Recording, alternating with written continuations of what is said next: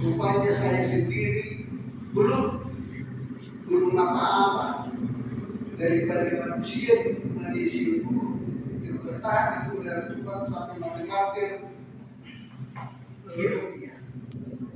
Saudara yang dikasih dalam nama Yesus, dikatakan yang memiliki makna lambang kebangsawan, hadiah dan permainan atau simbol keamanan pada umumnya. Jadi yang banyakkan manusia di dunia ini membuat lambang kebanggaan itu dari menilai dari dunianya. Seandainya ada yang keluarga meninggal dari pemilik kita, datang menjenguk, contohnya bupati, wali kota, apa segala, merasa terhargai keluarga yang meninggal ini. Contohnya siapapun dia, itulah yang dilihat oleh dunia. Tapi kalau Tuhan melihat bukan demikian, saudara. Prinsip kita yang bertahan di dalam kebenaran sebagaimana terjadi sekolah kita, itu yang dilihat Tuhan. Itu yang dilihat Tuhan. Jangan kita menganggap bahwa si itu hebat, itu dunianya. Hari Kamis itu, hari Rabu itu ada keluarga kami, keluarga kami yang meninggal di Limpung. Begitu ramai kali orang di sana, ramai kali. Karena dari satu anaknya ini dan berkisar 72.000 dari kehadiran hula-hula itu, ada 12 kehadiran, 72.000 satu orang. Hampir sama dibuatnya dari pertama sampai terakhir. Kami perkirakan bagaimana biaya yang pestanya itu, orang tua yang meninggal itu tinggi ke 100 juta lebih. Karena menilai keadaan dunia biar dihargai orang, biar hebat, biar ceritanya. Tapi ada waktu itu yang lebih terganggu saya melihat. Begitu dibacakan Tarombo Yusuf Mulu, keluarga ini dengan cucu, nini, nono, anak perumahan segala banyaknya 99 orang. Jarang manusia yang demikian manusia pada zaman sekarang. Dan dia berumur mau kurang sedikit lagi 90 tahun, kurang berapa bulan lagi. Dan nini nononya 33. Kalau di bahasa Batak salah satu kebanggaan keberhasilan seorang ibu. Tapi kalau kita lihat dari kehadiran itu dan sanggup memberikan 72.000 satu orang sampai berapa orang, berapa ratus orang sanggup, itulah yang dibanggakan dunia. Menurut pelajaran kita, firman Tuhan, belum tentu yang itu yang meninggal. Menurut firman Tuhan belum tentu, karena kita Tuhan berukur bahwa dia nanti suatu waktu atau sudah datang Yesus kedua kali, apa itu dia masuk surga, belum tentu.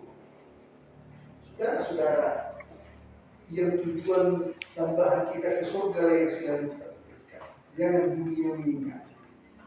Karena sanggup anaknya membuat demikian, begitu meriah pestanya itu, begitu ramainya saudara pestanya itu. Manusia yang ada hubungannya undangan, banyak datang melihat acara itu. Karena acara itu ramai dan dibanggakan oleh masyarakat, sebagaimana masyarakat biasa. Saudara-saudara, inilah yang dicari orang.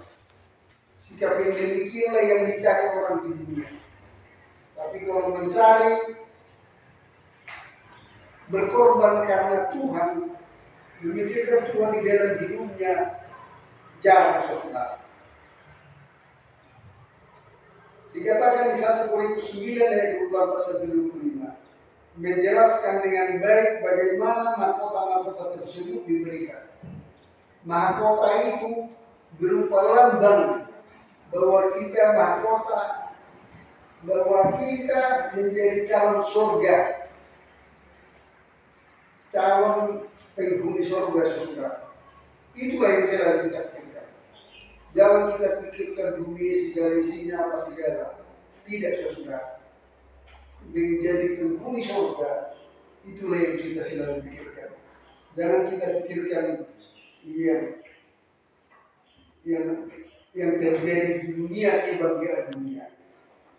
Matius 6 ayat 19. Hal ini sejalan dengan apa yang dikatakan Paulus tentang untayan daun dari para atlet yang segera akan berubah menjadi langit dengan berguguran. Lain halnya dengan mahkota surgawi. Ketentuan dari kesetiaan akan menyenangkan imbalan surgawi. Seandainya pertandingan olahraga apapun, kalau lagi di dunia ini ada terakhir. Waktu zamannya Tyson, waktu zamannya Muhammad Ali, dunia kagum-kagum melihat keadaannya bahwa memang tidak ada tandingannya. Padahal masa yang berjalan sekarang tidak ada lagi beritanya. Si Tyson masih hidup, tapi berakhir. Tapi kalau kuasa Tuhan di dalam hidup kita, saya percaya si harap yang tua ini semangatnya masih tinggi kebenaran Tuhan di hari tuanya ini.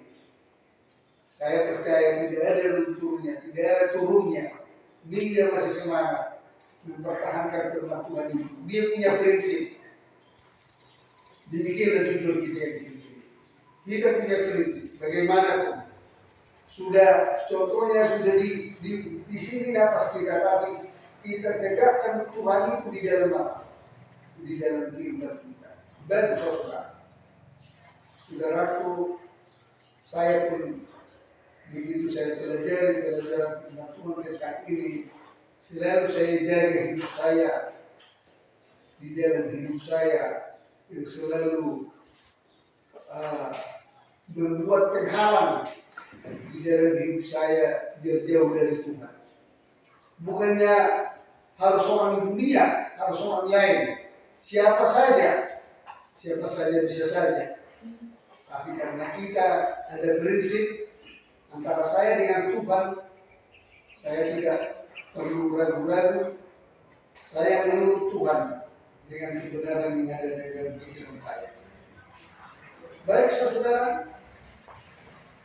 dikatakan selanjutnya di Filipi 4 ayat 4, agar bersukacitalah senantiasa dalam Tuhan atas berkat melimpah yang Allah telah anugerahkan kepadamu. Di hari tua kita pasti ada waktunya menurun ekonomi sebelum kita hari tua. Ada waktunya meningkat. Kalau memang waktu kita meningkat, ekonomi kita subutkan, kita sudah salah. Tapi apa katanya? Di dalam Filipi 4 ayat 4, bersukacitalah senantiasa dalam Tuhan. Selalu kita bersyukur. Selalu kita senantiasa bersyukur dan bersukacita. Jadi sering kadang kita alami, kalau kita alami kesulitan, kita jadi bingung. Lupa kita bersyukur kepada Tuhan. Saudaraku yang dikasih dalam nama Yesus, seorang atlet harus berprinsip benar di hadapan Tuhan, berprinsip benar di hadapan siapapun. Cobaan kita alami yang demikian, belum apa-apa saudara, belum apa-apa daripada teman-teman kita dulu yang ngerasain hidupnya sendiri berkorban demi Tuhan yang benar di hadapan hidupnya. Saudara-saudara, baik. 2 Timotius 4 ayat 8. Sekarang telah tersedia bagiku mahkota kebenaran yang akan dikaruniakan kepadaku oleh Tuhan. Harus ada tujuan kita. Hidupku nantinya harus senang di surga, puas nanti, tidak ada masalah. Harus ada prinsip yang demikian, saudara. Harus ada prinsip yang demikian, saudara. Saudaraku yang dikasih dalam nama Yesus, pasti dengan macam cobaan di kehidupan hidup kita alami di dunia ini, kita alami, saudara. Tapi kalau kita jatuh karena keadaan dunia, percuma lah kita sampai hari tua kita benar di hadapan Tuhan. Saudaraku yang dikasih dalam nama Yesus,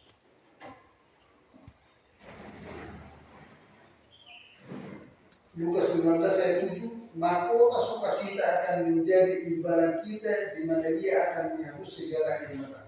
Artinya imbalannya yang pernah kita sampai tetes air mata karena kesulitan yang kita alami, pasti Tuhan tunjukkan jalan bagi kita dan imbalannya.